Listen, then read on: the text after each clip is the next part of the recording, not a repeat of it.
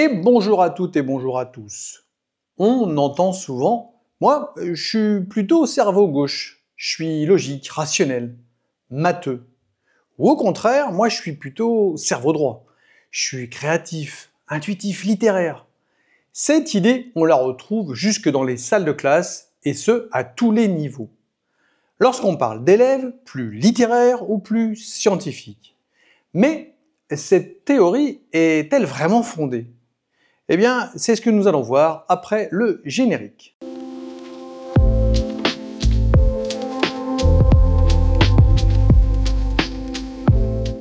Évidemment, on peut se demander d'où vient cette idée. Eh bien, son origine remonte aux années 60, lorsque le neuroscientifique Roger Sperry, prix Nobel de la paix de médecine en 1981, découvre que certaines fonctions, comme le langage, sont surtout gérées par l'hémisphère gauche, tandis que d'autres, comme la perception spatiale, sont plus marquées à droite.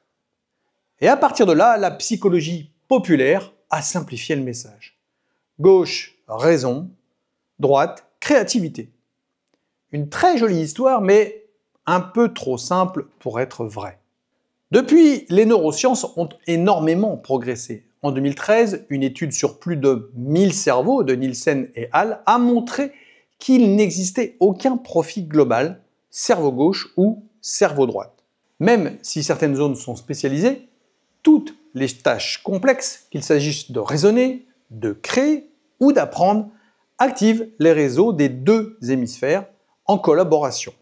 C'est-à-dire que les deux parties du cerveau interagissent en permanence afin d'analyser, construire, créer, parler, composer, etc., etc.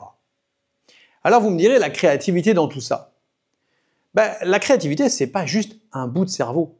C'est un réseau distribué. Le cerveau gauche aide à structurer et à verbaliser les idées, le droit à imaginer et à visualiser. Et surtout, la créativité demande le fait de faire dialoguer les deux hémisphères. Bref, même pour inventer, on a besoin de toute sa tête. Et chez les enfants et les ados, croire à cette séparation peut limiter le potentiel. Parce que dire à un élève « toi t'es matheux, t'es plutôt cerveau gauche », c'est lui mettre une étiquette souvent bloquante. C'est lui implanter une croyance à un moment où il est en pleine construction.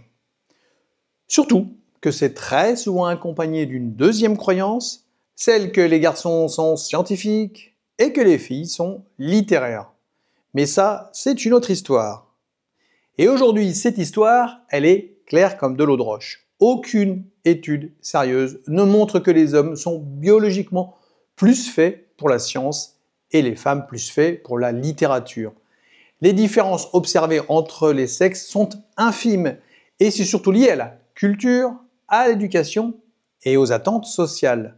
En 2015, une étude publiée dans PNAS, Proceedings of National Academy of Sciences, sur plus de 1400 IRM a montré que chaque cerveau est une mosaïque de caractéristiques dites masculines et féminines. Donc pas deux modèles distincts. Les écarts de niveau en maths et en lecture ont d'ailleurs énormément diminué. Une méta-analyse du Dr Janet High en 2005 montre que les différences moyennes sont proches de 0. Ce qui change réellement la donne, c'est l'environnement. L'encouragement, la représentation des modèles d'apprentissage. Quand les filles sont soutenues dans les sciences, elles réussissent tout aussi bien que les garçons. Donc, mieux vaut se concentrer sur des stratégies d'apprentissage qui fonctionnent vraiment. C'est-à-dire s'auto-évaluer, réviser à intervalles réguliers, varier les approches d'apprentissage, recevoir du feedback et stimuler la créativité par des projets ouverts. En réalité, nous utilisons donc les deux hémisphères à chaque instant et en permanence. Le cerveau n'est pas divisé en deux personnalités ni en deux sexes distincts. C'est un réseau dynamique où logique et imagination s'entremêlent. Alors, la bonne question n'est pas « suis-je cerveau gauche ou cerveau droite ?» mais plutôt « comment j'entraîne mon cerveau à apprendre, à croire, à créer, à penser ?» Eh bien aujourd'hui, vous savez que c'est possible grâce à la formidable plasticité et l'envie de découverte permanente du cerveau. Merci d'avoir utilisé la totalité de votre cerveau pour suivre cette vidéo. Vous pouvez aussi l'utiliser pour vous abonner, partager et liker. Et je vous dis à bientôt pour une nouvelle vidéo.